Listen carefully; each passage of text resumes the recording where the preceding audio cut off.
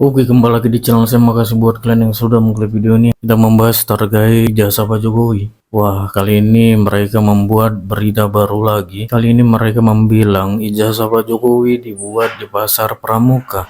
Wah, betul-betul muak sekali dengan mereka ya. Ada aja cara mereka untuk membuat Pak Jokowi makin malu.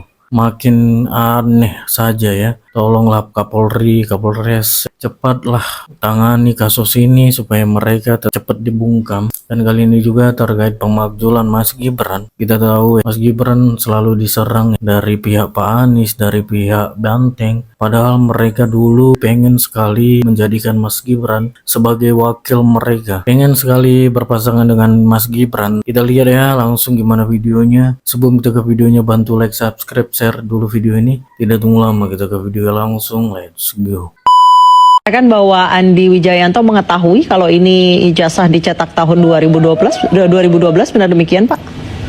Oh ya, kan di partai ini kan partai kami kan partai besar, ada proses, ada prosedur, ada ke administrasi dan juga ada LO.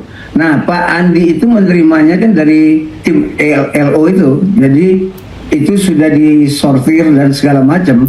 Jadi Pak Andi tahu bahwa ijazah yang dia pegang itu adalah ijazah yang juga pernah dibawa ke KPU DKI. Iya, tapi tahu kalau itu ijazah palsu Pak? Enggak tahu. Oh, enggak tahu.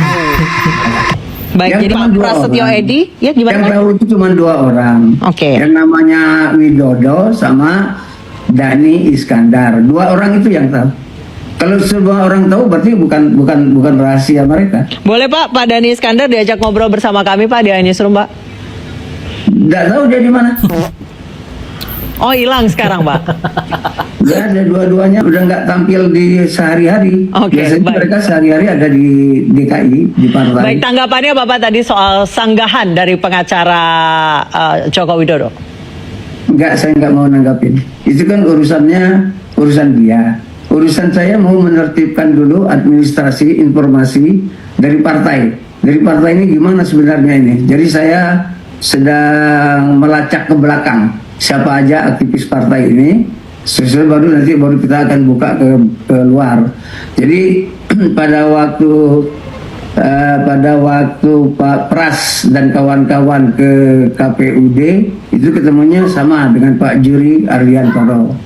Terus pada 2014 LO partai 4 orang datang ke KPU. Pak yang menerima juga masih Pak Juri Adrianto. Dia sudah pindah ke KPU pusat. Pak, berarti kalau besarnya baru dicetak 2012 buat DKI Jakarta, waktu Solo pakai ijazah yang mana Pak? Waktu wali kota Nggak Solo? tahu saya. Dan itu katanya pakai Dr. Andes. Dan saya nggak tahu. Oh, waktu Solo Dr. Andes. Katanya begitu. Oh, waktu Solo Dr. Kasus di Polda Metro, Mas, itu harus dilihat. Itu tuduhannya adalah pencemaran nama baik atau fitnah. Nanti tiba-tiba sudah ada misalnya hasil dari Bareskrim itu mau dipakai misalnya, atau mau diulang itu bagus, harusnya diulang, ya itu. Tapi tiba-tiba kan sudah ada kesimpulan itu. Jadi nanti Dr. Resmond, saya, kemudian Dr. Tifal itu sudah tidak duduk lagi sebagai ahli, tapi didudukan jadi tersangka atau terdakwa. Oh, maksudnya Anda sudah siap masuk nih ceritanya? Loh, enggak, ini kalau lihat jalan ceritanya kan Kok bisa begitu. menduga Mas akan seperti itu? Loh, kan mekanisme dalam pemeriksaan kan kayak gitu. Berarti nggak percaya pada mekanisme hukum kita? Bukan, itu justru karena percaya mekanisme hukum. Nantinya begitu. Kalau kemudian yang dibutuhkan itu adalah ketika Pak Jokowi yang duduk sebagai tersangka atau terdakwa. Berarti tendensinya menersangkakan Pak Jokowi dong? Ya sama kan, tendensinya kan juga menersangkakan kami kan. Para Apa peneliti, begitu? para peneliti Yang satu kan dikriminalisasi kami itu. kriminalisasi loh Nah, katanya. ini yang perlu kita luruskan dulu, Mas, bahwa tadi benar cara alur pikirnya sudah betul sekali, bahwa bayangkan seorang warga negara Indonesia yang tidak melakukan suatu tindak pidana karena penyelidikan sudah dihentikan, mau dipaksakan harus duduk jadi tersangka, itu bagaimana? Nah, kalau Pak Jokowi melaporkan, kita sama sekali nggak pernah ngomong Mas Roy duduk kursi tersangka, Mas Roy nanti akan disidang dan lain-lain. Kita kan hanya bilang Pak Jokowi melaporkan bahwa dia didiskreditkan dan merasa diduga difitnah dan dicemarkan nama baiknya. Dan perlu dibuktikan. Dan kalau ternyata terbukti ada upaya itu benar, maka pelakunya harus menanggung risiko, Kong. Dan itu Tapi kami serahkan ke polisian. Saya potong sedikit ya, terus gini. Kalau misalnya kasus di Bareskrim tadi bukan SP2 Lidik ya, Ya, bukan. tapi SP3. Nah, itu bisa dipelaporkan, Ya kan? Pak. Ya. apakah SP3 bisa dijadikan jaminan untuk menyidik kasus di Polda Metro? Padahal sudah pra-peradilan. Oke, dikuatkan pra-peradilan. Begitu digunakan di Polda Metro, kemudian ditemukan bukti baru misalnya, kan sekarang ada KKN sama skripsi nih. ya. Lah kan dibuka kembali. Sehingga satu kasus ini bukan hanya berhenti di SP2 lidik atau SP3, harus sampai inkrah ke pengadilan dulu. Nah, itu. Nah, itu yang dilakukan oleh Mas Roy dan teman-teman, upaya Ya, membuka lagi semua. kepastian hukum. Tadi kita sepakat kepastian hukum harus ada. Kalau kepastian hukum nggak ada, ini perkara gini. Misalnya seorang mencuri sepeda motor, ya begitu ketangkep dia diperiksa 1 motor dihukum 1 tahun. Ternyata selama dalam penjara ada laporan lagi pelakunya sama. Nah kalau dia 1000 motor kali 1 tahun, 1000 tahun akan dihukum seperti itu. Justru saya menyikapi kasus ada KKN sekarang, ada kaitan skripsi. Ya udah, ini dijadikan satu sebagai petunjuk, ya kan? Ya. Atau sebagai surat di situ untuk melengkapi yang Ya. dugaan, ya sekali dugaan saya tidak kata. Tapi kan tidak bisa dicampur aduk dengan soal kasus Pak Jokowi merasa dicemarkan nama baiknya tadi kan. Sehingga tidak boleh dianggap sebagai kriminalisasi begitu. Ya, satu kasus dibuktikan dulu selesai. Kalau nanti memang sudah tidak terbukti, memang benar asli misalnya gitu kan, sudah inkrah sampai tingkat Mahkamah Agung, nah baru pasal yang ini jalan. Nah, tapi pertanyaan hukumnya kan kembali lagi nih, Mas. Jika seseorang tidak melakukan tindak pidana, apakah harus sampai di sidang? Nah ini jadi pertanyaan berikutnya kan, apakah harus sampai ada putusan?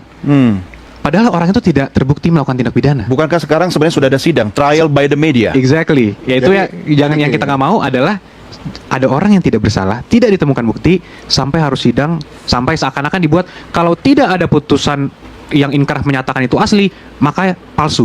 Itu kan terbalik. Bahwa sebenarnya asas hukumnya semua dokumen itu yang diterbitkan itu harus dianggap asli sampai dibuktikan sebaliknya. Seperti sertifikat tanah, Mas. Ya. Kalau bayangkan kita bawa-bawa sertifikat tanah dan kita kemanapun mau menggunakan ini ke bank, saya harus buktikan dulu, saya harus terima dulu putusan pengadilan yang menyatakan sertifikat saya asli. Nah itu yang jadi isunya, Bang. Maksud saya pengadilan tidak perlu membuktikan ijazah itu asli. Tidak ada pengadilan yang membuktikan sertifikat tanah asli. Yang dibuktikan adalah sertifikat itu palsu. Betul. Iya. Nah ini palsunya dibuktikan. Berarti tugas yang menggugat dong untuk Iya, makanya di memberikan sini. bukti-bukti Jadi- bahwa itu palsu kan? Jadi tidak pernah ada pengadilan buktikan ijazah saya asli. Tidak ada. Iya. Rempet-rempet nih. Biasanya kita tuh kalau ngelamar pekerjaan Mbak di interview Pak. Biasanya itu kalau kita di interview Pak langsung ke CV. Sekolahnya di mana, lulusan mana, pekerjaannya apa, kemampuannya apa, kemarin bertanggung jawab kemana. Terus ujung-ujungnya kan kemarin digaji berapa, sehingga gaji sekarang kan pastinya bisa dikasih lebih tinggi. Kelihatannya sekarang ini agak sulit Pak. Sampai dalam interview itu kita sampai di level pengalaman kerjanya apa. Karena begitu sampai di ijazah Pak, ini kelihatannya agak lama nih. Mesti telepon Roy Suryo dulu, ini asli atau tidak ini ijazah? Jadi kelihatannya agak lama Pak interview itu Pak. Gitu aja Pak ya. Proses pendalaman masih terus dilakukan. Saat ini penyidik telah menggabungkan total ada 6 LP terkait rangkaian peristiwa terkait ijazah ini, ya. Ada 2 LP di Polda, ada 4 LP di Polres Jaksel, Polres Jakpus, Bekasi Kota sama Depok. Itu sudah ditarik semua LP-nya, ditangani di Subdit Kamnet di Treskrimum Polda Metro Jaya. Prosesnya masih berlangsung karena ini merupakan rangkaian peristiwa yang sama, maka akhirnya digabungkan. Upaya yang dilakukan penyidik beberapa hari terakhir ini adalah melakukan klarifikasi terhadap pihak SMA, sebuah SMA negeri di Surakarta. Kemudian ada melakukan klarifikasi juga terhadap pihak sebuah universitas di Yogyakarta. Ya, ini merupakan bagian dari proses pengumpulan fakta-fakta dalam tahap pendalaman, yaitu proses penyelidikan. Universitas Gadjah Mada sebagai proses pengumpulan fakta-fakta. Dan untuk mengetahui apa saja yang diklarifikasi oleh polisi, kita sudah terhubung dengan Munarso selaku Kepala Sekolah SMA 6 Surakarta. Selamat sore Pak Munarso. Selamat sore Mbak. Ya, Pak Munarso, dalam perihal klarifikasi yang dilakukan oleh pihak kepolisian, siapa saja perwakilan dari SMA N6 Surakarta yang hadir?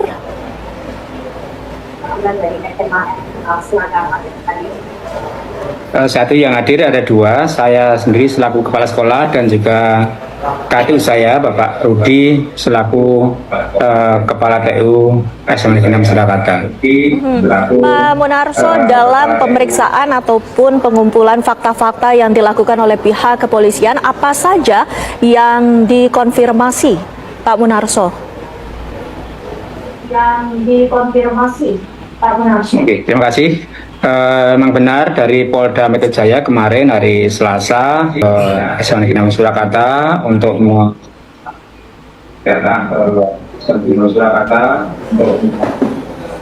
mencari beberapa data terkait dengan kasus yang menimpakan Pak Jokowi terkait ijazah beliau. Yang pertama, kami menyampaikan beberapa dokumen, yakni dokumen buku induk, berupa buku induk yang sudah lama sekali, bahkan sampulnya pun sudah dimakan serangga dan itu orisinil sekali. Yang kedua berupa presensi dari kelas 1 sampai kelas 3. Beliau Pak Jokowi ketika di kelas 1 adalah kelas 1, kemudian kelas 2 IPA 2 dan kelas 3 IPA 2. Pak Munarso, mohon maaf, di studio ini kami mendengar Kemudian suara juga feedback. ada Pak Munarso, ditahan dulu sebelum kita lanjutkan. Apakah ada televisi yang suaranya mungkin bisa dikecilkan agar tidak feedback di kami? Silakan Pak, dilanjutkan. Iya, oke, makasih. GG. Nah, jadi pertama buku induk, yang kedua buku presensi siswa, yang ketiga salinan fotokopi ijazah milik Pak Jokowi, kemudian juga beberapa salinan lembar fotokopi SK, mulai dari SK pendirian yang namanya dulu SMEP sampai usulan jadi nama SMA Negeri 6 Surakarta, dan juga SK dari Kementerian Dikbud tahun 85 yang sudah meresmikan bahwa SMP berubah jadi SMA Negeri 6 Surakarta. Namun dalam usulan tersebut yang 79 tahun 1999 itu sudah mencantumkan nama SMA Negeri 6 Surakarta dengan nama Romawi, gitu, Pak. Apakah dalam pemeriksaan tersebut juga ada pencocokan data yang dilakukan, Pak Munarso? Sudah, jadi kami membuka semua dokumen yang ada, bahkan buku induk yang masih orisinil itu dan otentik kami buka, termasuk buku presensi dicocokkan semuanya, dan dari Polda Metro Jaya sudah merasakan cukup sementara bukti yang kami aturkan. Pak Munarso, kami juga ingin mengkonfirmasi sekali lagi, ini artinya yang Bapak lihat adalah otentik, bukan saja identik ya Pak, otentik. Iya. Jadi yang otentik satu buku induk, yang kedua buku presensi. Sedangkan untuk salinan fotokopi ya tentunya bukan asli, karena yang asli yang memegang adalah beliau Pak Jokowi sendiri. Karena setiap jasanya satu yang diberikan oleh pada yang bersangkutan, gitu. Nah, yang saya agak sedikit miris, kenapa orangnya kok ini aja gitu loh, nggak ada orang lain lagi kok Republik ini dipenuhi oleh segelintir manusia ini, yang sialnya lagi diantaranya tidak mempunyai spesifikasi tentang masalah keabsahan itu. Terus kamu tuh menyumbangkan kepada siapa, melaporkan pada siapa hasil daripada ijazahnya Pak Jokowi? Kepentinganmu apa? Ada nggak dampaknya kepada negara? Nggak juga. Apalagi Pak Jokowi sudah tidak menjabat. Terus apa maksudnya? Maksud tidak lain tidak bukan untuk menjatuhkan hal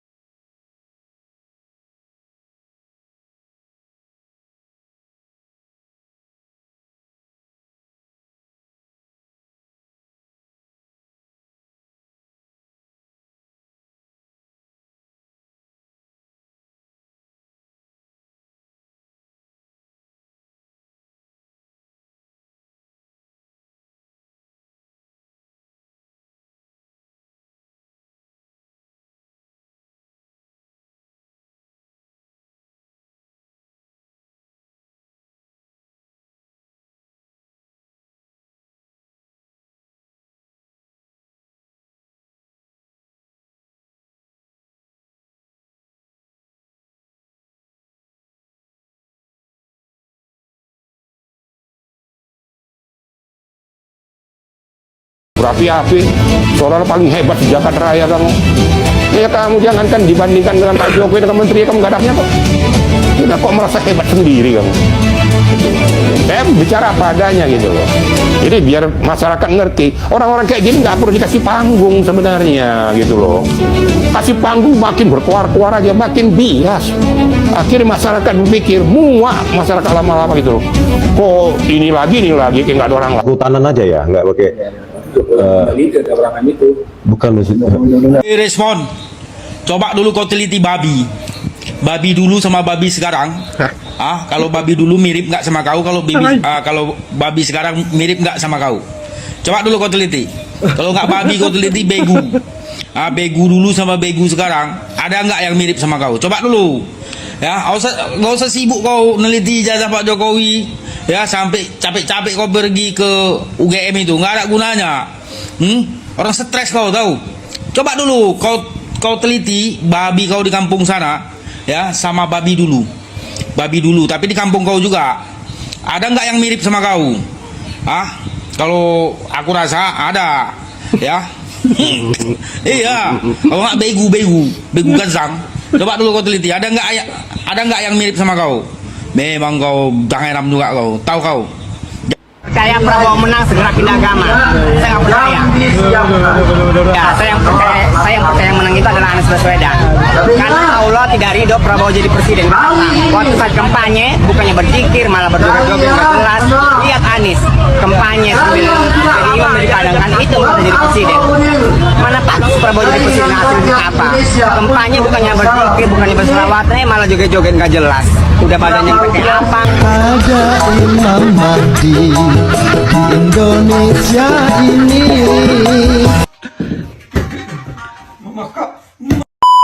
Dengan adanya Rakernas ini dan juga nanti dengan adanya gugatan perdata maupun ke PT UN ya, apa harapannya Pak? Harapan saya supaya Majelis Suro itu sadar lah, ya sadar. Dia yang membuat tagline itu. Tagline-nya jelas tuh, tegakkan keadilan, lawan kezaliman. Oke. Ya, itu ingat tagline-nya itu. Kok di dalam prakteknya dia tidak seperti itu, tidak mau melakukan itu. Oke. Gitu. Artinya ini harus kasih pembiaran. Sekarang di demo teman sendiri.